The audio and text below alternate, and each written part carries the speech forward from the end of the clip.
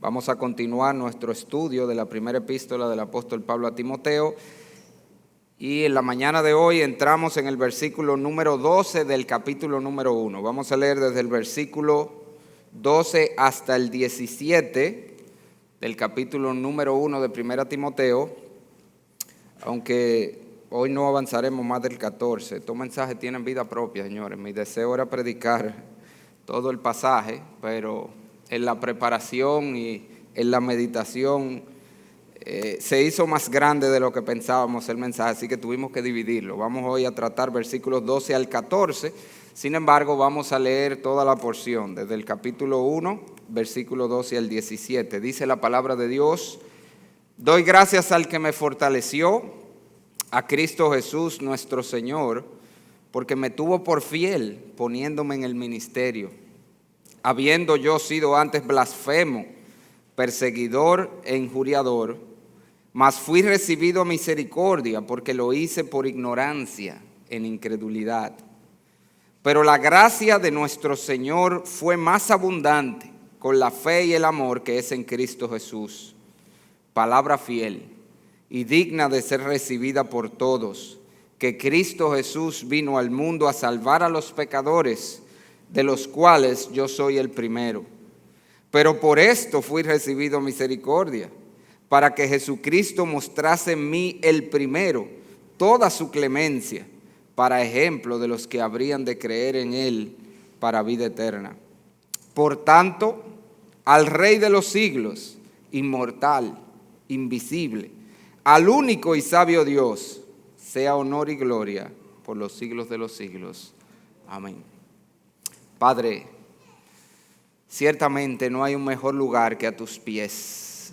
Y a tus pies nos postramos en este momento para pedir tu bendición, para pedir tu dirección, para pedir tu gracia, esa gracia que transforma, esa gracia que salva. Oh Señor, derrámala en medio nuestro en esta mañana y que todos, conforme a la necesidad de nuestro corazón, seamos ministrados y seamos bendecidos y salgamos de aquí conscientes de haber tenido un encuentro contigo a través de tu palabra. Habla, Señor, a nuestros corazones, lo necesitamos y te lo rogamos en el nombre de nuestro glorioso Señor Jesucristo. Amén. Como yo les he explicado muchas veces, la tendencia natural de nosotros los seres humanos es al movimiento pendular. ¿Qué es lo que queremos decir con eso? Fíjese que eso es así en todos los aspectos de la vida. Generalmente cuando alguien está tratando de huir de un extremo, lo hace con tanta fuerza que se va al extremo opuesto. Ya nos es difícil mantener el balance y eso pasó desde el principio en la iglesia con lo que tenía que ver con las doctrinas. Con mucha frecuencia cuando surgía una herejía que se encontraba en un extremo doctrinal, aquellos que trataban de contrarrestar esa herejía se iban con tanta vehemencia al extremo opuesto que terminaban en otro extremo herético, en otro error doctrinal. Y eso fue lo que pasó en el primer siglo cuando se intentó hacer frente a la doctrina del legalismo.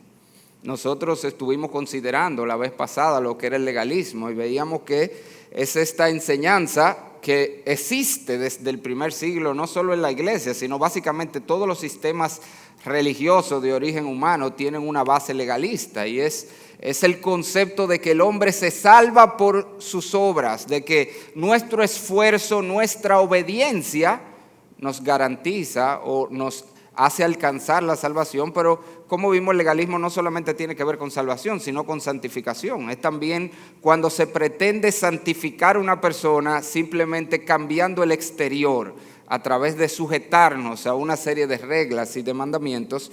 Y cuando eso surgió en el primer siglo, muchos, obviamente, entendiendo que eso era una herejía, comenzaron a atacar esa herejía, pero se fueron entonces al otro extremo igualmente nocivo, y así se formula lo que se conoce o pasó a llamarse eventualmente el antinomianismo, que también lo mencionamos brevemente, y lo que estoy es empalmando, lo que vimos la última vez con lo que vamos a ver hoy.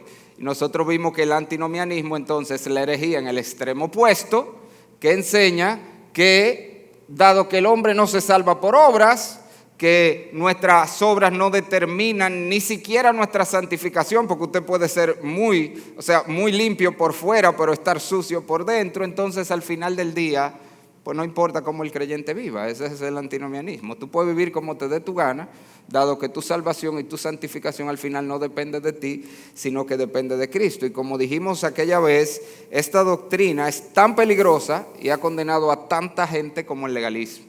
¿Por qué? Porque le enseña a la gente una falsa seguridad de salvación, una seguridad de salvación que está basada en una profesión de fe, en una oración que yo hice. Cuando en la Biblia la evidencia de salvación es el cambio de vida que experimenta una persona, porque como siempre hemos dicho, es un refrán famoso, la fe sola salva, pero la fe que salva nunca viene sola. Eso es una realidad. Somos salvos solo por la fe, pero la verdadera fe siempre viene acompañada de obras, de un cambio de vida que la evidencia. Y el punto al que quiero llevarles, hermanos, es que la respuesta bíblica al legalismo no es el antinomianismo del otro lado. La respuesta bíblica, como se contrarresta el legalismo en la iglesia, es promoviendo la doctrina bíblica de la gracia de Dios. ¿Y cuál es la doctrina bíblica de la gracia de Dios? La doctrina que enseña, en términos sencillos, que todos los aspectos de la vida cristiana son una obra de gracia, son una obra inmerecida que Dios hace en nosotros por medio de su Espíritu y en virtud de la obra de Cristo en la cruz del Calvario. En pocas palabras, todo lo que tiene que ver con la salvación, al final del día es una obra de Dios. ¿Usted sabía eso? Y me refiero al perdón de pecados, la salvación per se de la condenación eterna. Eso es una obra de Dios, pero la santificación en nosotros también es una obra de Dios. Y aún el llamado y la capacitación para el servicio cristiano es una obra de Dios.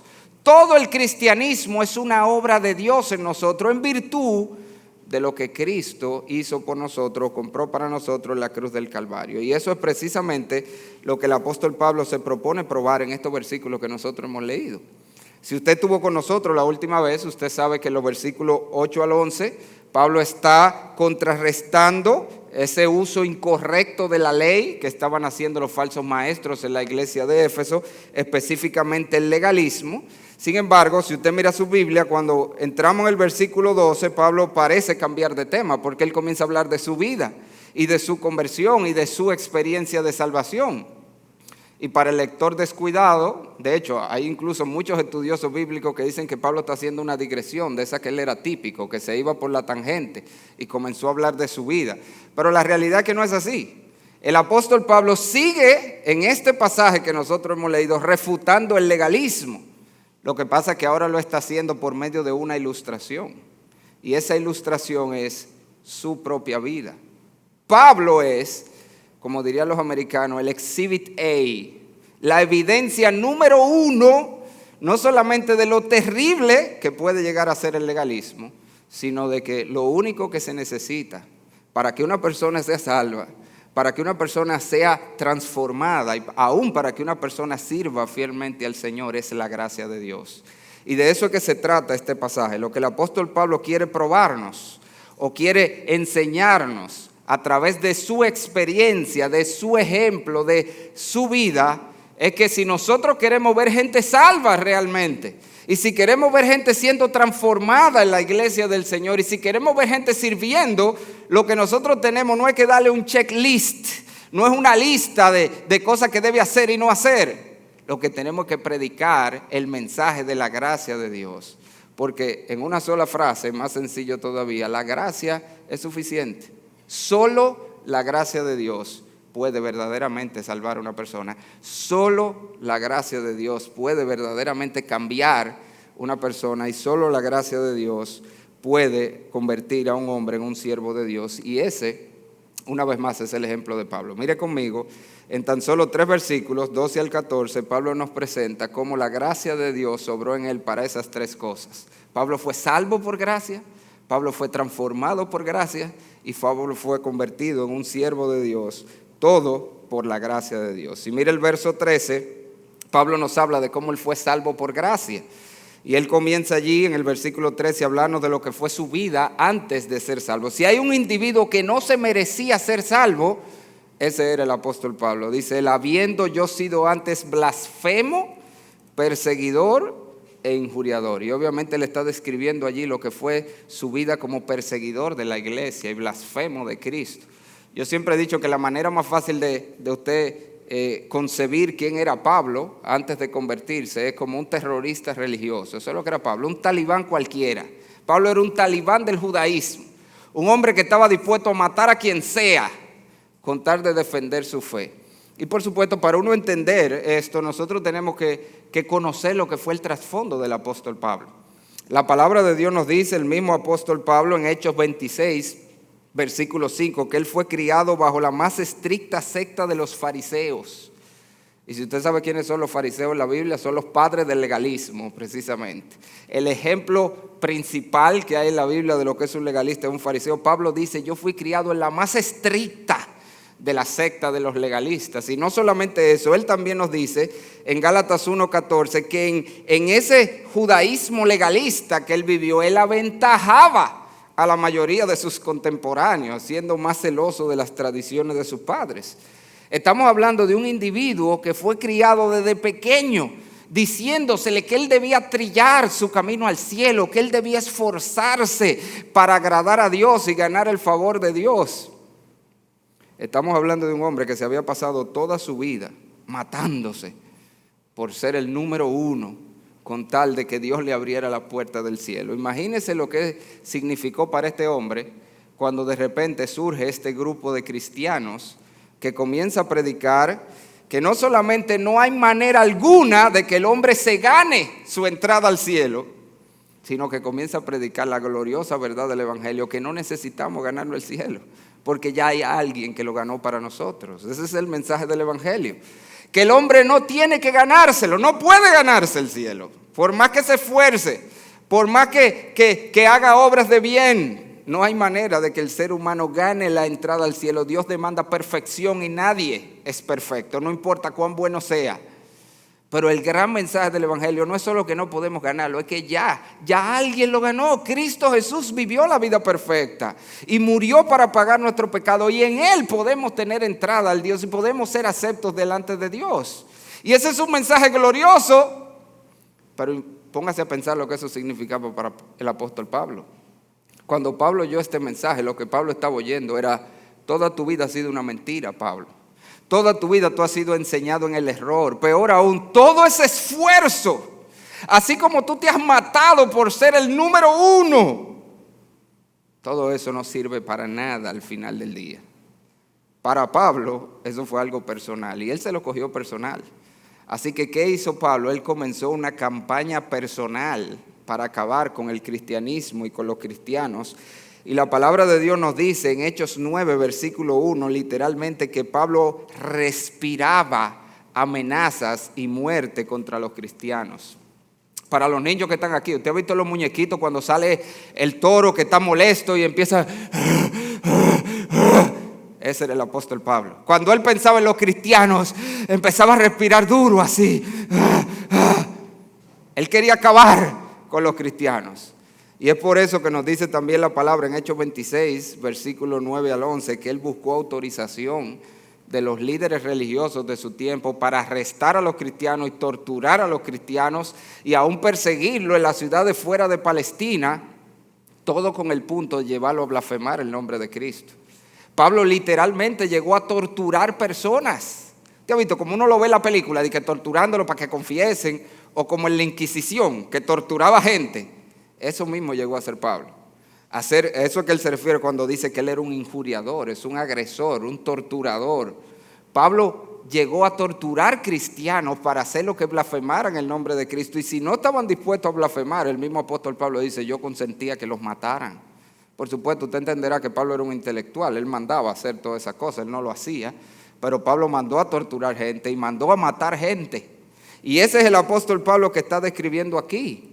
Eso es lo que él nos está diciendo. Ese era yo antes de Cristo, un blasfemo. Sabrá Dios todas las cosas que llegó a decir de Cristo, lo feo que llegó a hablar de él, un perseguidor de los creyentes, un agresor de los cristianos. ¿Y por qué Pablo nos está presentando esto? Bueno, por un lado, Pablo quiere enseñarnos, como él lo dice en la epístola a los Gálatas, dónde lleva el legalismo. Tú vas a predicar legalismo. Mira dónde lleva el legalismo. Ahí fue que me llevó el legalismo. Por supuesto, Pablo es el ejemplo más drástico. Pablo es el caso más terrible, más extremo de donde puede llevar el legalismo. Pero al final del día, a eso que el legalismo produjo en Pablo, este hombre intolerante, agresor de otro, es lo que el legalismo siempre produce en las personas. El legalismo no hace a nadie ser más amoroso, como dice el apóstol Pablo, que debe ser la meta del evangelio y de la predicación y del ministerio de la iglesia, llevarnos a ser personas amorosas que aman a otro. Pero el legalista no ama a nadie. Al contrario, el legalista es sumamente crítico y ataca a todo el mundo y agrede a todo el mundo, y todo el que no se ajusta a su estándar, ese es del diablo. Usted nada más tiene que ver cómo las iglesias sumamente legalistas, que hay muchas por ahí, terminan cerrándose y nada más son ellas. No se juntan con nadie, no tienen comunión con nadie porque nadie está a la altura de ellos. El legalista es como un puerco espín, señores. Empieza a sacar esa puya que no hay quien se le pegue y aleja a todo el mundo. Pero lo peor del legalismo no es solo que nos aleja de otras personas.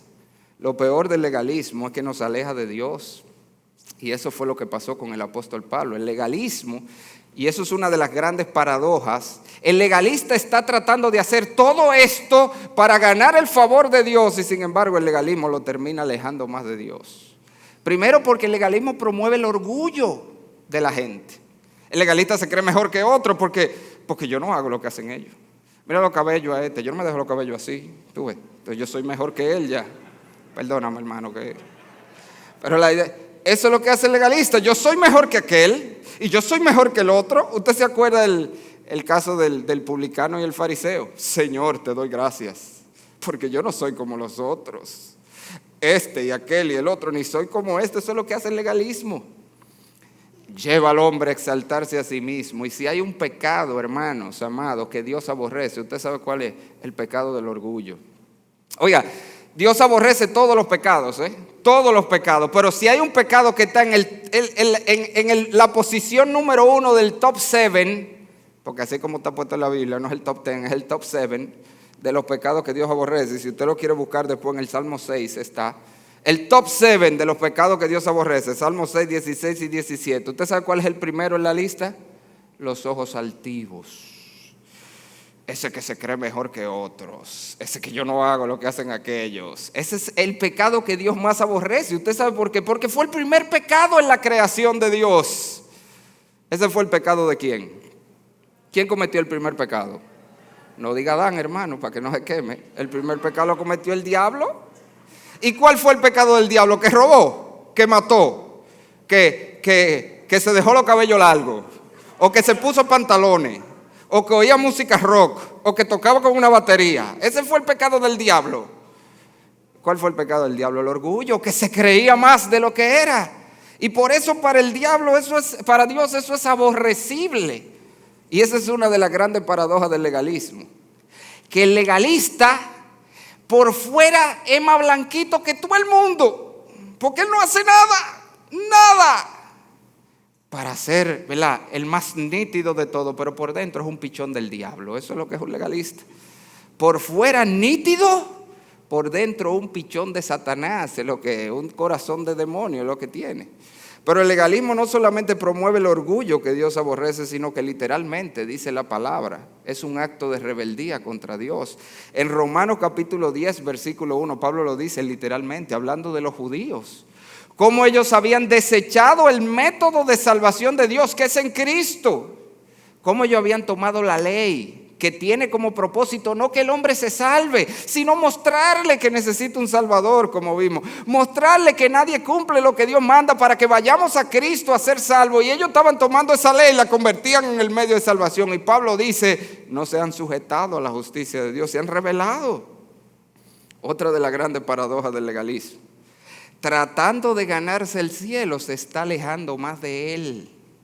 ¿Por qué? Porque cuando tú intentas salvarte, o cuando tú intentas una santificación de una manera diferente a como Dios ha establecido, Dios lo ve como lo que siempre ha hecho el hombre.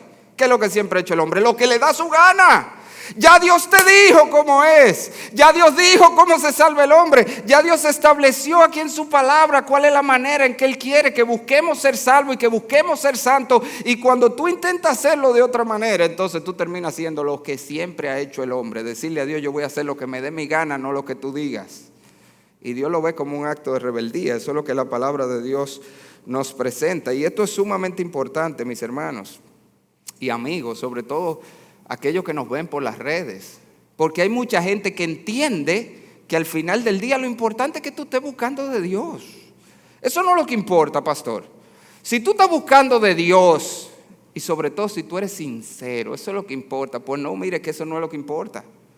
Si el hombre va a buscar de Dios, sí debe buscar de Dios, pero tiene que hacerlo como Dios ha dicho, no como Él quiera. Sí, debe buscar de Dios, pero como Dios dijo, ya Jesucristo dijo, yo soy el camino, la verdad y la vida. Nadie viene al Padre sino por mí. Cuando el hombre intenta llegar en base a sus propios méritos o en base a otra persona que no es Jesucristo, se convierte en un rebelde. No es suficiente con que yo estoy buscando de Dios. No es suficiente ni siquiera con que tú seas muy sincero. Y eso es importante. 2 veces la palabra de Dios advierte al hombre. Proverbios 14:12, Proverbios 16:25 dice la misma frase. Oiga esto. Hay camino que al hombre le parece derecho, pero su fin es camino de muerte. Tú puedes ir sinceramente equivocado al infierno. Tú puedes pasarte tu vida muy sincero buscando de Dios y terminar en la condenación eterna, porque el punto no es si eres sincero. El punto no es si lo estás haciendo de corazón. La Biblia dice que Dios busca que le adoren en espíritu, eso es de corazón, con sinceridad. ¿Y en qué más? Y en verdad, como Él ha revelado en su palabra, según la verdad que Él nos ha dado. Entonces no es suficiente. Y déjeme decirle algo para que le sorprenda.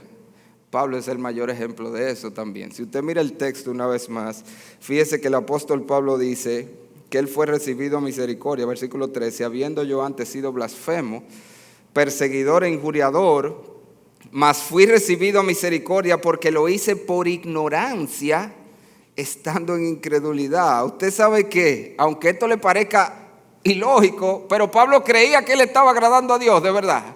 Usted sabía que todo el tiempo, mientras Pablo perseguía a los cristianos, mientras Pablo torturaba a los cristianos y aún mandaba a matar cristianos, Pablo estaba sinceramente equivocado.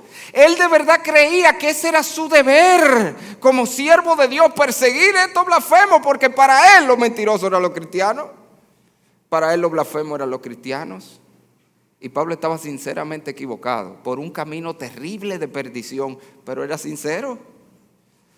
Pero qué bendición, él dice, él fue recibido misericordia porque lo hizo en ignorancia, en incredulidad. Y déjame decirle, eso no quiere decir que la ignorancia salva. Ya te dije, tú puedes irte para el infierno en tu ignorancia y sinceramente equivocado terminar en la condenación, pero la ignorancia por lo menos te hace salvable.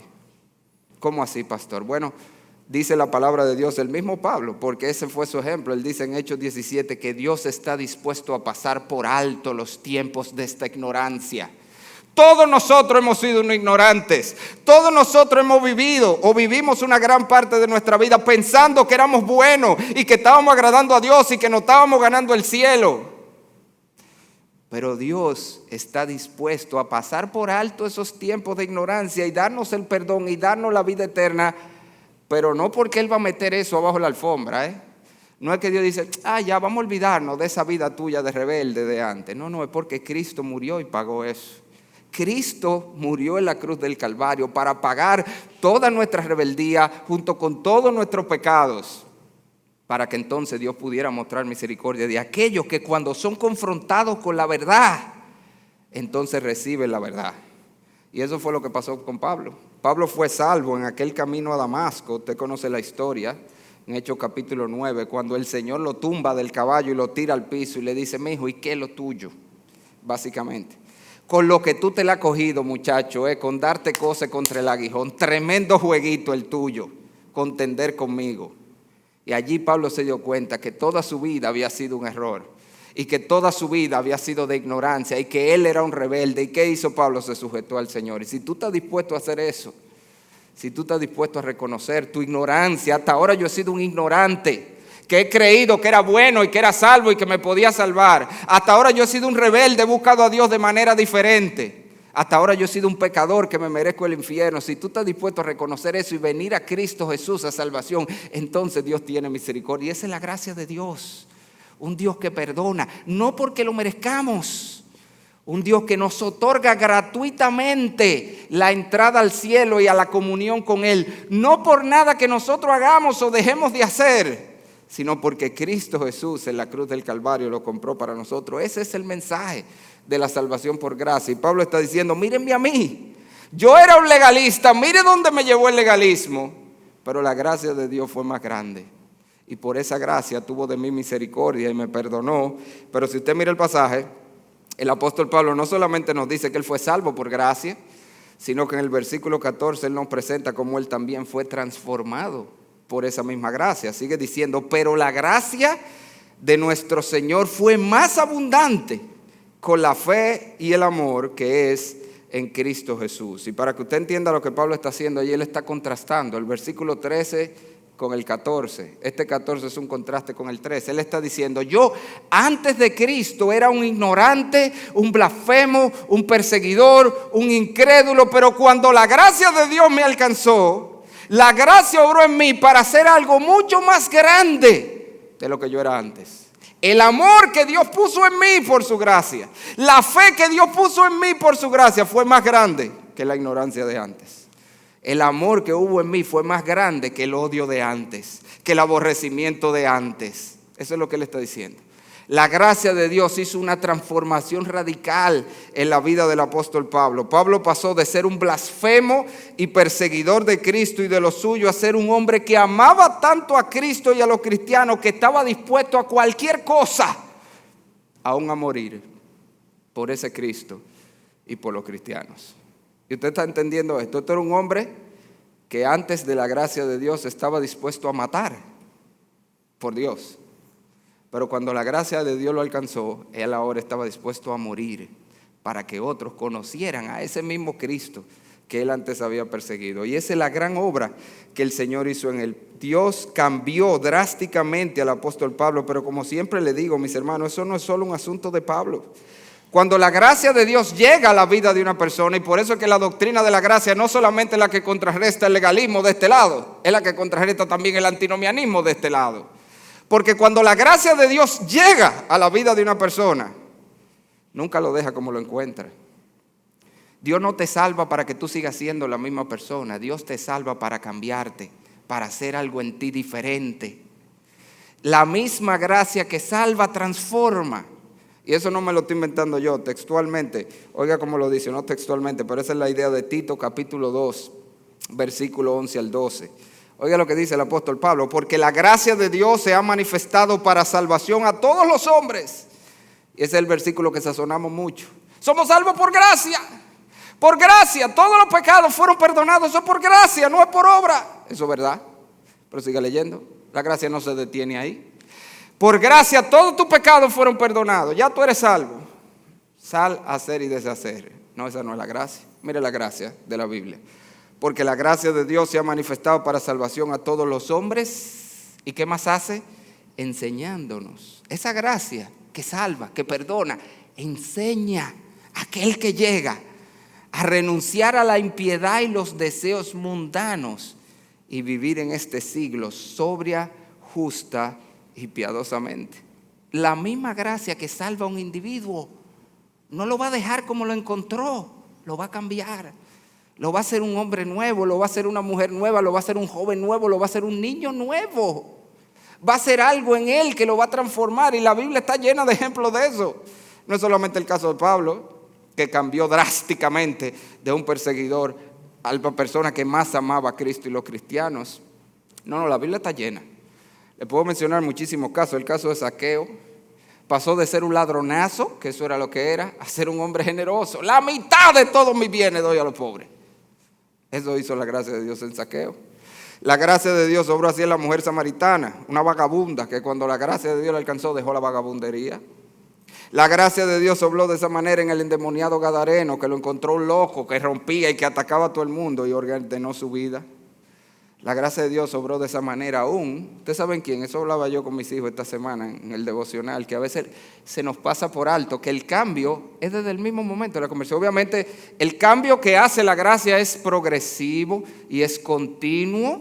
Dice la Biblia, aquel que empezó en vosotros la buena obra, Él la terminará. ¿Hasta cuándo?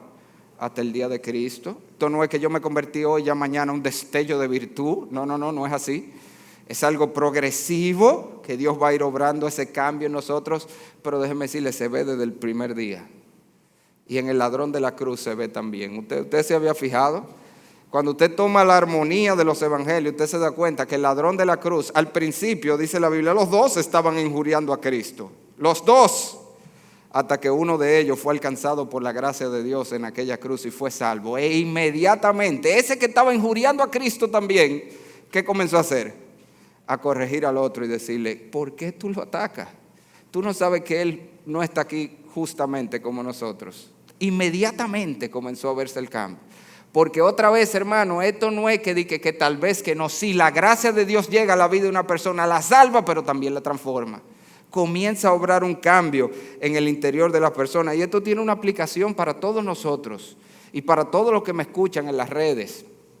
Esto tiene una gran aplicación para aquellos que están sin Cristo y que suelen decir cuando uno lo invita a venir a Cristo, ven a Cristo y te dicen, sí, mira, yo sé que me tengo que convertir y yo me voy a convertir, pero es que hay alguna cosita que yo tengo que dejar en mi vida. ¿A usted alguna vez le han dicho eso? Porque a mí sí me han dicho esa frasecita.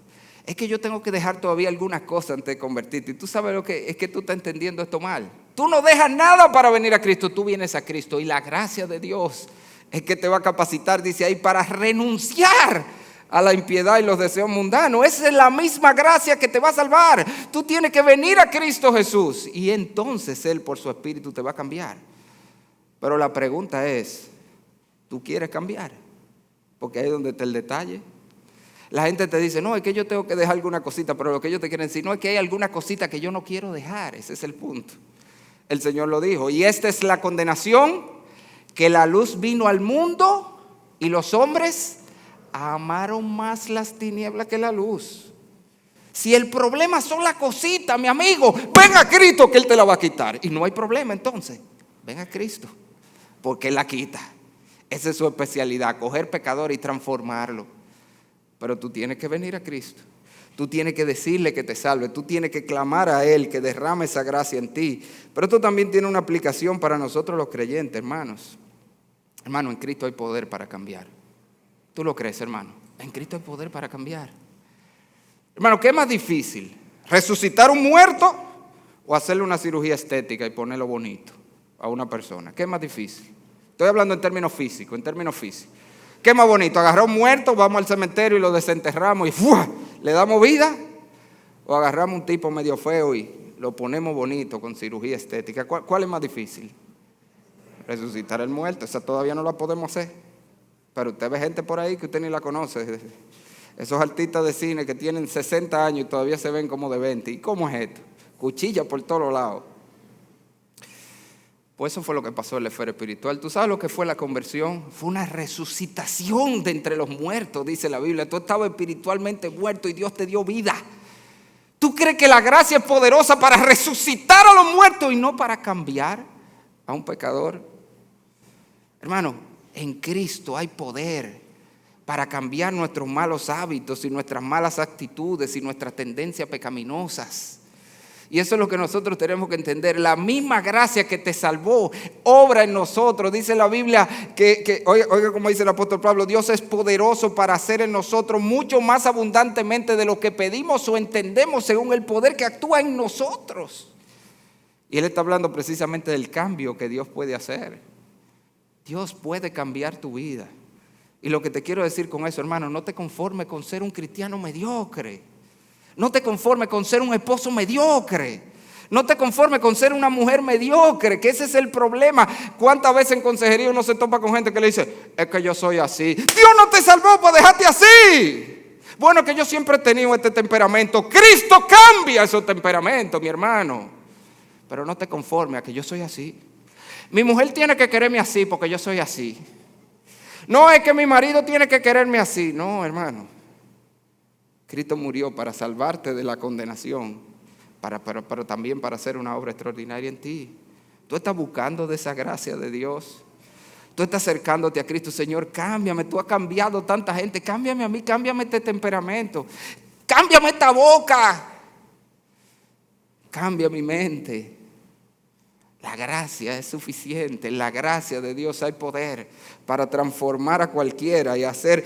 Si pudo transformar a este terrorista religioso en la persona que más amaba a Cristo y a los cristianos, ¿no puede hacer algo así en ti?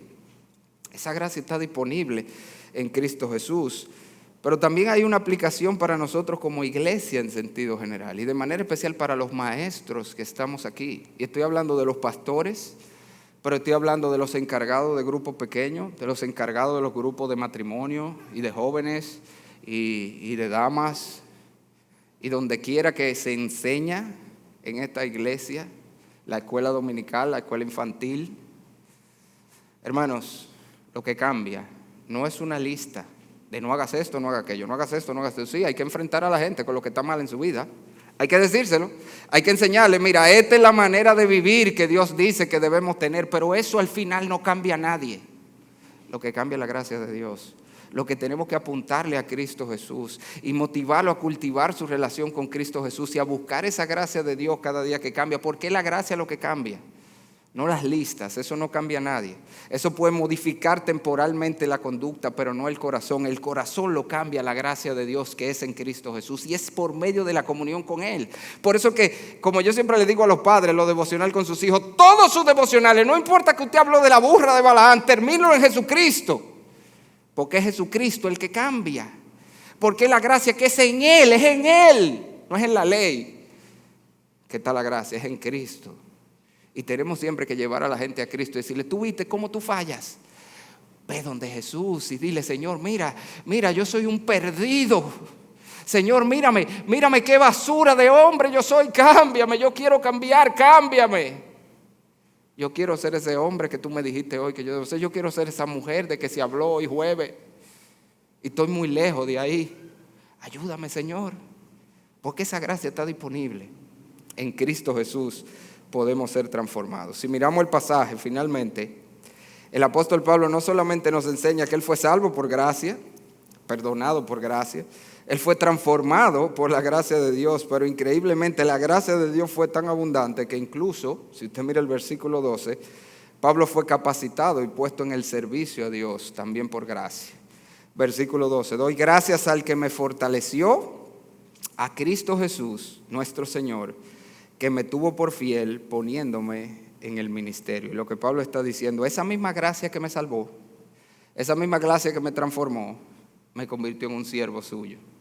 Cuando él habla allí, poniéndome en el ministerio, no vaya a pensar que él está hablando de ministerio pastoral o apostólico. La palabra ministerio ahí es la palabra diaconía, la palabra más genérica en la Biblia para servicio. ¿De dónde viene la palabra diácono? Que lo que significa diácono es siervo, Diácono es siervo, eso es lo que significa la palabra. Y lo que Pablo está diciendo, Dios me salvó para convertirme en un siervo suyo.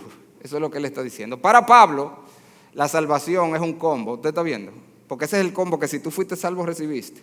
La salvación es un combo que incluye perdón de pecados, transformación de vida y llamado al servicio. Eso es parte de la gracia. El Señor lo convirtió en un siervo. Y cuando él habla allí de que Dios lo fortaleció y lo tuvo por fiel, lo que él quiere decir es que esa misma gracia que lo salvó obró en él para darle la capacitación para servir. Eso es lo que él quiere decir. Esa palabra lo fortaleció, es la misma que se usa con respecto a Pablo en Hechos 9:22 para decir cómo Pablo se iba haciendo más diestro en el uso de la palabra. Pablo no empezó siendo el gran predicador que era. En la medida que él fue cultivando su relación con el Señor y estudiando la palabra, se fue haciendo, dice la Biblia, poderoso en la exposición de la palabra. Y esa es la misma palabra cuando él dice allí que lo fortaleció. Dios lo capacitó para servir. Y cuando dice que lo tuvo por fiel, lo que está diciendo no es que Dios vio y dijo, este muchachito como que bueno, él pudiera darse. No, él está diciendo que Dios obró en él para hacerlo ser lo que él tenía que ser para poder servir. De hecho, oiga cómo él lo dice en 1 Corintios 7:25. Dice, en cuanto a las vírgenes, no tengo mandamiento del Señor, mas doy mi parecer, oiga esto, como quien ha alcanzado misericordia del Señor para ser fiel. ¿Usted está viendo? No fue que él fue fiel y por eso Dios lo puso en el ministerio. No, Dios lo hizo ser fiel. Dios se aseguró de que él cumpliera los requisitos para entonces ponerlo a servir. Por eso que la Biblia precisamente nos dice, lo vamos a ver aquí en 1 Timoteo 3. Si alguno anhela obispado, buena obra desea. Qué bueno, ojalá todos quisieran estar en el ministerio, dice Pablo. Pero ¿cómo sabemos quién está en el ministerio? Mira si cumple las cualidades, si tiene los requisitos. ¿Por qué? Porque al que Dios llama se va a asegurar que tenga los requisitos. Dios se va a asegurar que sea fiel y cumpla con los requisitos si Dios lo llamó. Si no cumple con los requisitos es porque Dios no lo ha llamado al ministerio, aunque él desee el ministerio. Y eso es lo que Pablo está diciendo. Dios por gracia, y esto es lo que yo no quiero que usted pierda. Lo que Pablo está diciendo, la gracia de Dios otra vez es un combo, hermano. Así como tú pides el combo que trae el hamburgues, la papita y el refresco. Aquí trae las tres cosas, mira. Perdón de pecados, transformación de vida y servicio cristiano. Esas tres cosas van juntas. A todo el que Dios ha salvado lo llama al servicio. Eso va junto. Y no me lo estoy inventando yo otra vez, muchísimos pasajes. 1 Timoteo 1:9 dice que los tesalonicenses que se convirtieron de los ídolos a Dios para servir al Dios vivo y verdadero. La conversión, por definición, es venir a ser un siervo de Dios. Hebreos 9:14 dice que la sangre de Cristo limpia nuestra conciencia de obra muerta, o sea, de pecado, para que sirvamos al Dios vivo. Romanos 6:18 dice que fuimos libertados del pecado para ser siervos de la justicia. Antes servíamos al pecado, a lo malo, ahora servimos a Dios y a la justicia. Todo el que Dios salva lo llama a servir. Dios no salva a nadie para que sea un calientabanco sentado en la iglesia. Si Dios te llamó, si Dios te salvó, Dios por la misma gracia que te salvó te hizo un llamado a servir, y no solamente eso, te dio los dones y las calificaciones para servir. Oiga también como lo dice Pablo en 1 Pedro 4:10. Cada uno según el don que ha recibido, si ha recibido. Cada uno según el don que ha recibido, o sea que tú lo recibiste, si fuiste salvo, ministrelo a los otros, sirva como buenos administradores de la multiforme gracia de Dios. ¿Y cuál es esa multiforme gracia de Dios otra vez? ¿Por qué multiforme? Porque la gracia de Dios no es una cosa. La gracia de Dios que perdona el pecado. Esa es una faceta de la gracia de Dios. La gracia de Dios perdona. Si tú no te vas a llevar maná, eso es lo que tú tienes que llevar aquí. La gracia de Dios perdona, transforma y llama al servicio. Ese es el combo de la salvación realmente. Eso es lo que Dios hizo en la vida de Pablo, pero es lo que hace en la vida de todos nosotros. Y hermano, lo que quiero que entendamos con esto, una de las cosas principales que yo quiero que tú te lleves en este último aspecto, es que el servicio es una gracia de Dios. ¿Tú sabías eso, hermano? Porque hay gente que cree que le está pagando a Dios con su servicio. Ay, Dios me salvó, ¿qué yo voy a hacer ahora? ¿Cómo le voy a pagar? Voy a rendir mi vida a servirle. Porque tú crees que está pagando cuando tú sirves a Dios. No, tú le debes más. ¿Tú sabías eso? Porque es por gracia. Es por gracia que te ha dado los dones. Es por gracia que te da las oportunidades. Es por gracia que te da la capacidad. Es por gracia que te da la fuerza. Todo es de gracia. Mientras más tú sirves a Dios, tú no le debes menos, tú le debes más. Si acaso es más gracia que te ha dado. Pablo consideraba una gracia el hecho de que Dios lo había llamado a servir. Él lo dice en Efesios 3:8, que a él le fue dada la gracia de anunciar entre los gentiles el evangelio. Pablo no lo veía como que le estaba pagando a Dios. Hermano, esa es otra forma de legalismo. Creer que tú le pagas a Dios cuando sirve. Creer que Dios te debe porque tú estás sirviendo. Eso es legalismo también. Al final todo en la vida cristiana es gracia. Es un privilegio que Dios me da a mí de yo poder pararme aquí. Dios no me debe nada a mí porque yo me paro cada domingo a predicar. Al contrario, yo le debo este privilegio de que yo me pueda parar aquí, abrir su palabra y ministrarte y ser un instrumento en su mano. Eso es gracia. No importa ni siquiera cuánto padezcamos en el ministerio. Todo eso es gracia. Todo eso es un regalo que no merecemos. Si hay un hombre que pasó trabajo en el ministerio, ¿quién fue? El apóstol Pablo. ¿Te ha visto?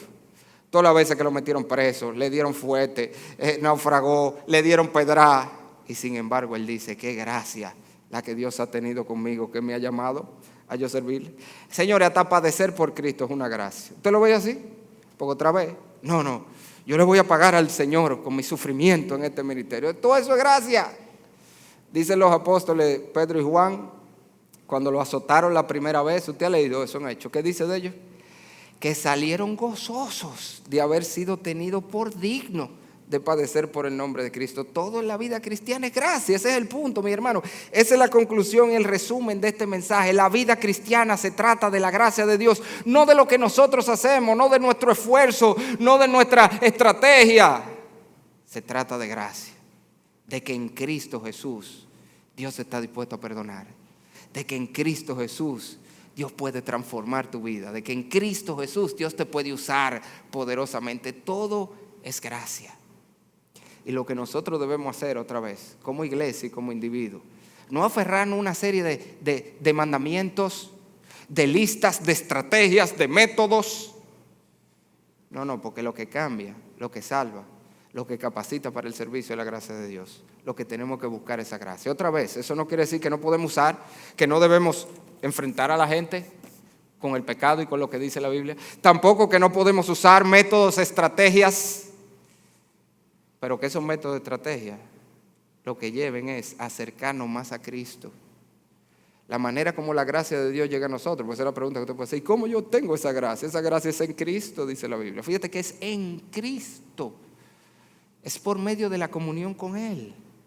Tú te has preguntado, pero pastor, mire, yo he tratado mucho de dejar este problema y este hábito. Y yo te pregunto, ¿y tú, todo ese esfuerzo que tú has hecho, lo has canalizado para acercarte a Cristo Jesús? Porque es eso lo que cambia. Te ve la gente teniendo problemas matrimoniales y cuando tú lo confrontas, no, pero es que yo me esfuerzo, pero, y hermano, tú estás haciendo tus devocionales a veces. Están teniendo comunión en pareja, están orando juntos, están leyendo la Biblia. No. Entonces, ¿en qué que tú te esfuerzas? Porque es así que se obtiene la gracia. ¿Cómo se obtiene la gracia? Por los medios de gracia. ¿Y cuáles son los medios de gracia? La palabra, la oración, la comunión con los hermanos. ¿Tú quieres ser cambiado? Comienza a darle prioridad a tu tiempo con el Señor todos los días. Comienza con tu pareja. Mi amor, ven, vamos a orar juntos. Vamos a leer la Biblia juntos. Vamos a pedirle a Dios que haga algo en nosotros. Es por ahí que se obtiene la gracia. Comienza a meterte en los grupos que hay en tu iglesia para eso. Comienza a entrar, tenemos todos los días de la semana una clase o en Zoom. Tenemos el Instituto de la Mujer. ¿Tú quieres ser la mujer que Dios quiere que tú seas? Mira, tenemos el Instituto de la Mujer, ¿cómo que se llama? El ministerio, Maestras del Bien. Señor, el Alzheimer me está matando. Las Maestras del Bien está ahí. Y eso es parte de cómo Dios administra su gracia. Cómo te la hace llegar. Cómo te habla a través de otro. Cómo te confronta. Cómo otros te llevan a Cristo. Y esa es la manera como nosotros somos transformados. En la medida que toda esa estrategia y todo eso nos lleva a Jesucristo. Y que nos acercamos más a Cristo Jesús. Y en la medida que vamos viendo, dice la Biblia, el rostro del Señor, entonces somos transformados de gloria en gloria. Esa es la manera como se cambia en la vida cristiana. Pero otra vez, esto no es solo para nosotros los creyentes, esto es principalmente para aquellos que están sin Cristo.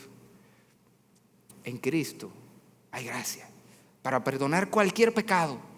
Si pudo perdonar a un perseguidor, asesino de cristianos como Pablo, de hecho lo va a decir más abajo.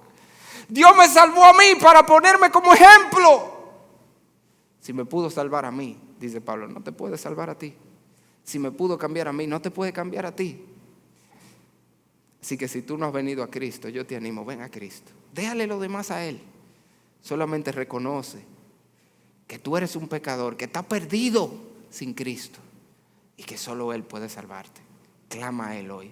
Y Él te dará vida eterna, te transformará y te convertirá en un siervo suyo. Vamos a orar. Padre, gracias, Señor.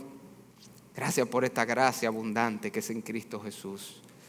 Señor, nosotros vemos en tu palabra tantos ejemplos de cómo esa gracia obró para salvar, para transformar, para usar tantos hombres en el servicio a ti a través de la historia. Y nosotros ahora gemimos y clamamos, obra en nosotros así también, Señor. Conviértenos en trofeos de tu gracia. Que la gente que nos conoce pueda ver en nosotros esa transformación y se asombre del poder asombroso que hay en Cristo Jesús. Ese poder de resurrección con el cual resucitaste a Cristo y nos resucitaste a nosotros en la esfera espiritual pueda ser evidente también en nuestra vida, en toda nuestra manera de vivir. Y si hay alguien sin Cristo aquí, Señor, ábrele los ojos. Ayúdale a ver la ignorancia, la rebeldía de su corazón y que pueda correr a Cristo Jesús y recibirle para vida eterna. Todas estas cosas, Señor, te las rogamos en el nombre de nuestro glorioso Señor Jesucristo. Amén.